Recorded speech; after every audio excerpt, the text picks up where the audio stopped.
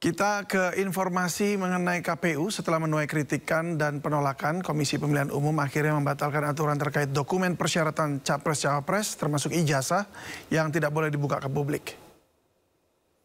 Keputusan KPU diambil usai rapat khusus menyikapi kritik dan penolakan terhadap keputusan KPU nomor 731 tahun 2025 tentang dokumen Capres-Cawapres sebagai informasi publik yang dikecualikan. Selanjutnya KPU akan memperlakukan informasi dan data itu sesuai aturan yang ada. KPU juga akan berkoordinasi dengan sejumlah pihak terkait penerapan aturan terhadap data dan informasi yang ada di KPU.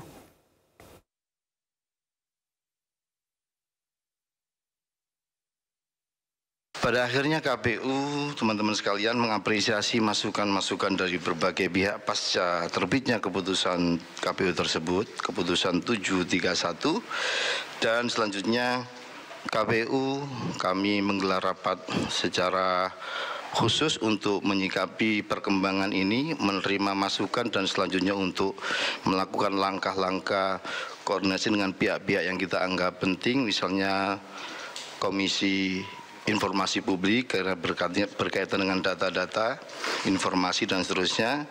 Akhirnya kami secara kelembagaan memutuskan untuk membatalkan keputusan KPU nomor 731 tahun 2025 tentang penetapan dokumen persyaratan pasangan calon presiden dan wakil presiden sebagai informasi publik yang dikecualikan KPU.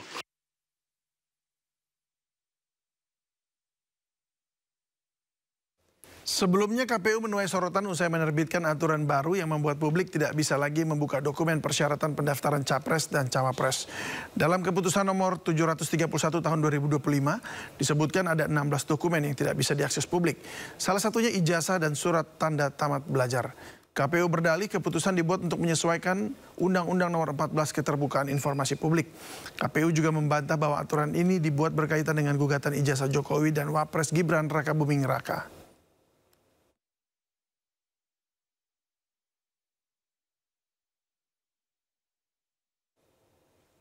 Ya, setelah menggelar rapat khusus, KPU secara resmi membatalkan aturan terkait dokumen persyaratan Capres-Cawapres termasuk ijazah yang tak boleh dibuka kepada publik.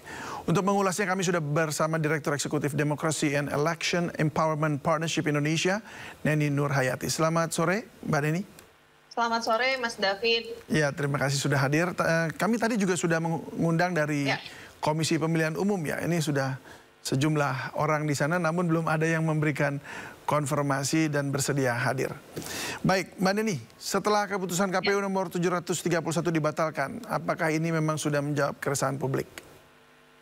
Iya, pertama memang kemarin kami cukup kaget juga, Mas David, dengan putusan KPU Republik Indonesia nomor 731. Jadi kami langsung dari teman-teman DIP Indonesia juga membuat rilis dan mendesak kepada KPU untuk segera membatalkan putusan ini karena dinilai KPU menjadi alat kekuasaan dari segelintir pihak untuk kepentingan politik pragmatis. Dan alhamdulillah KPU juga merespon begitu ya dengan membatalkan putusan ini. Dan saya melihat bahwa ya ini cukup menjawab keresahan-keresahan publik begitu ya, bagaimana kemudian ketika KPU membatalkan, ini artinya kan kita melihat di putusan KPU ini, kalau tadi KPU berdalih bahwa ini adalah berdasarkan Undang-Undang Keterbukaan Informasi Publik nomor 14 tahun 2008, justru kami melihat sebaliknya, Mas David. Ini justru ada permainan atau ada cawe-cawe dari pihak tertentu yang mengatasnamakan perlindungan data pribadi, padahal justru ini bertentangan sekali dengan Undang-Undang Nomor 14 Tahun 2008 tentang keterbukaan informasi publik, di mana di situ menjamin hak setiap orang untuk memperoleh informasi, mendorong partisipasi masyarakat dalam penyelenggaraan negara yang terbuka dan transparan. Jadi dengan hadirnya putusan dari KPU RI 731 ini justru ini semakin menutup ruang akses informasi publik dan semakin jauh dari transparansi dan akuntabilitas. Padahal KPU ini adalah lembaga negara yang wajib menyediakan informasi apalagi berkaitan dengan hal-hal krusial. Kalau kita baca di putusannya 731 itu sampai riwayat publik saja kita nggak bisa akses. daftar riwayat hidup, kemudian juga profil singkat, apalagi ijazah, dan kemudian surat-surat keterangan lainnya. Ini cukup sulit untuk diakses masyarakat, padahal KPU kan tidak boleh ya berlindung di balik perlindungan data pribadi untuk menutup dokumen-dokumen yang itu tentu sangat krusial. Ini adalah informasi publik, harus dibuka kepada publik selama itu memang tidak mengancam rahasia negara gitu ya. Menutup akses publik ini sama dengan melemahkan akuntabilitas proses penyelenggaraan pemilu itu sendiri. Jadi kalau kemarin kita ingat pada proses pencalonan partai politik, Mas David, kita ingat betul bagaimana banyak masyarakat sipil kita yang dicatut namanya di kepengurusan partai politik, di keanggotaan partai politik, kemudian juga kita masuk di dukungan perseorangan, tapi KPU nggak punya peran apa-apa untuk kemudian membela masyarakat sipil gitu. Tetapi kenapa justru hanya untuk elit dan pejabat publik ini malah ditutup dan dilindungi, yang justru seharusnya itu memberikan informasi kepada publik. Ya jelas di situ ada dugaan pelanggaran prinsip keterbukaan informasi publik, karena kalau kita lihat dalam Undang-Undang Keterbukaan Informasi Publik, pengecualian terbatas itu bukan berarti menghilangkan semua dokumen sekaligus. Itu justru yang apabila ada informasi yang dibutuhkan, seperti misalnya riwayat kesehatan gitu ya, kemudian riwayat pendidikan ini terutama, itu justru harus dibuka aksesnya, bahkan harus diinformasikan kepada publik untuk mengurangi bagaimana polemik-polemik dan dinamika yang ada.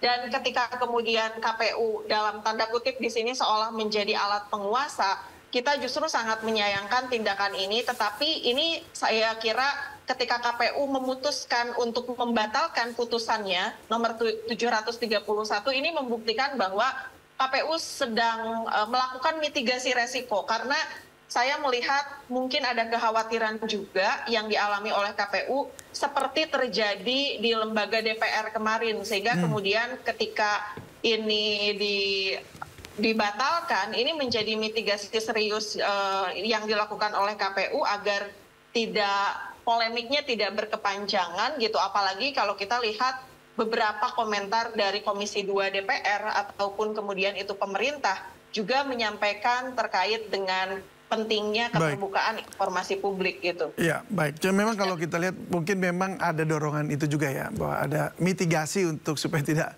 ada gejolak lagi di tengah masyarakat begitu melihat hal ini. Nah, tetapi juga apakah memang hak privasi juga akhirnya harus dikalahkan oleh dalam konteks ya ini sebagai untuk pemilu begitu? Kan para capres-cawapres atau calon itu kan juga punya hak privasi untuk data-data mereka. Iya, kalau misalnya hak privasinya berkaitan dengan NIK dalam KTP Mas David, kemudian ada informasi nomor rekening, ada informasi hal-hal yang itu berkaitan dengan perlindungan data pribadi, itu tutup saja. Tapi yang lainnya, seperti misalnya terkait dengan profil singkat, daftar riwayat hidup, rekam jejak, apalagi berkaitan dengan LHKPN. Masa LHKPN masyarakat tidak boleh mengakses? Gitu. Itu bukan informasi publik yang kemudian itu dikecualikan. Jadi ada hal-hal yang kemudian itu dikecualikan, yang berkaitan dengan informasi yang betul-betul sangat pribadi, sangat privacy, yang itu tidak boleh disampaikan ke ruang publik, seperti tadi NIK, karena ada kekhawatiran disalahgunakan oleh pihak-pihak yang tidak berwenang, termasuk juga mungkin nama bank dan lain sebagainya. Tapi kalau LHKPN, daftar riwayat hidup, apakah kita tidak boleh mengakses dalam tanda kutip gitu ya riwayat hidup, karena kita tahu misalnya seperti apa latar belakang pendidikannya, seperti apa pengalaman organisasi dan lain sebagainya, itu berhak publik tahu. Jadi baik, kita harus membedakan ada hal private dan hal publik gitu. Ini kalau di sini kan dikatakan ada 16 dokumen nih kemudian yang ditutup ya. Oke, di situ ada fotokopi KTP elektronik dan akte kelahiran. Nah itu bagaimana? Boleh ditutup atau harus dibuka juga? Kita coba checklist satu-satu. Itu informasi privacy, saya kira itu harus ditutup, ya? Ditutup ya. Kalau SKCK kan boleh dibuka ya.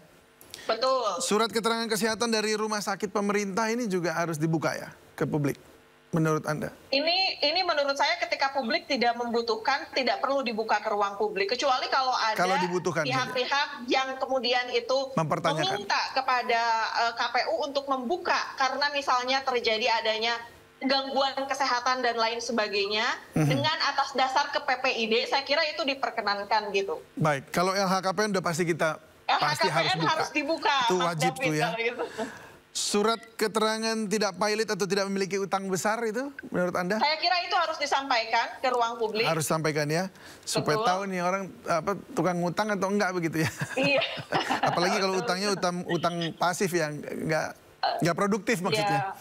Iya, betul. Lalu profil kehidupan pribadi, rekam jejak setiap calon itu juga dibuka berarti ya? Iya, harus dibuka kalau itu. Karena bagaimana kita seperti membeli kucing dalam karung kalau kita tidak tahu bagaimana profil dan rekam termasuk jejaknya, kalau dia memang mantan koruptor, yang napi, betul, narapidana mantan koruptor gitu. pernah terpidana gitu. Bukan hanya mantan koruptor, pernah terpidana itu kan dia bisa jadi pernah melakukan pelecehan seksual, kekerasan seksual. Itu juga gitu. termasuk ya? Itu juga harus dibuka karena publik harus tahu nih bagaimana rekam jejak masing-masing kandidat gitu, Mas David.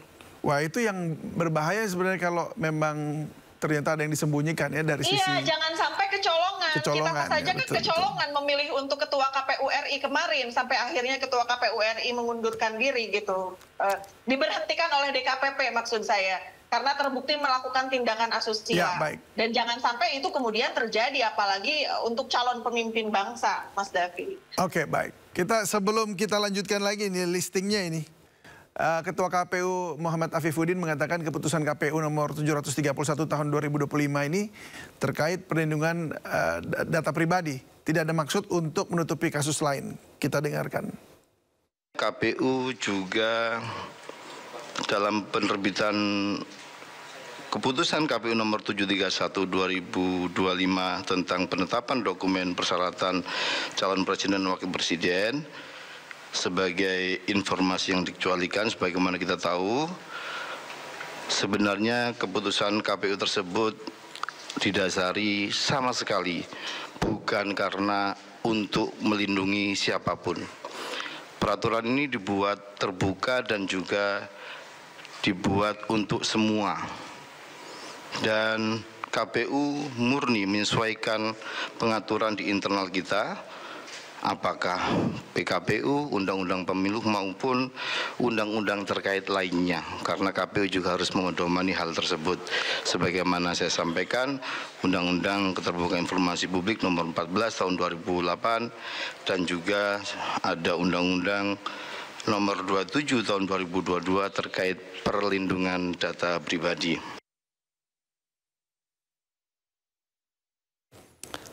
Ya, Mbak Neni, tadi disampaikan murni pembatalannya adalah ya karena pertimbangan tadi. Tapi kita tadi juga sudah membahas ya bahwa dibatalkan ada kemungkinan memang untuk mitigasi gejolak di tengah masyarakat. Oke, tadi kita juga sudah bahas juga terkait perlindungan orang-orang yang mungkin ada kasus. Nah, itu yang juga kita sebenarnya hindari supaya jangan sampai beli kucing dalam karung seperti yang tadi disebutkan. Kita lanjut ya, Mbak Neni ya. Ini NPWP dan SPT pajak ini juga sebenarnya kan ini rahasia ya. Artinya ini privasi, ini harus ditutup ya. Tidak perlu dibuka kepada publik, tapi laporan pajaknya apakah dia patuh atau tidak, saya kira itu perlu dibuka kepada publik. Gitu. Kepatuhan pajak, oke baik. Ya, untuk fotokopi ijazah akta pendidikan berarti ini harus dibuka ya. Nah, ini debatable karena menurut saya ini harus dibuka, Mas David.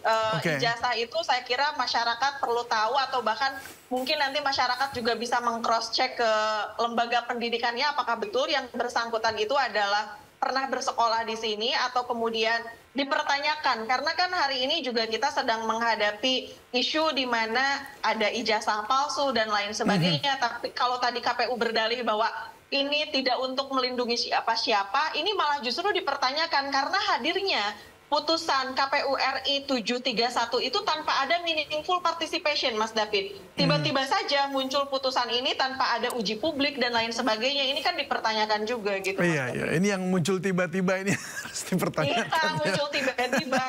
Di saat semua sedang senyap dan kemudian juga kita tahu bahwa kemarin kita sedang banyak menghadapi polemik berdemonstrasi DPR dan lain sebagainya, tiba-tiba muncul seperti ini, ya patut kita pertanyakan juga, Mas David. Baik.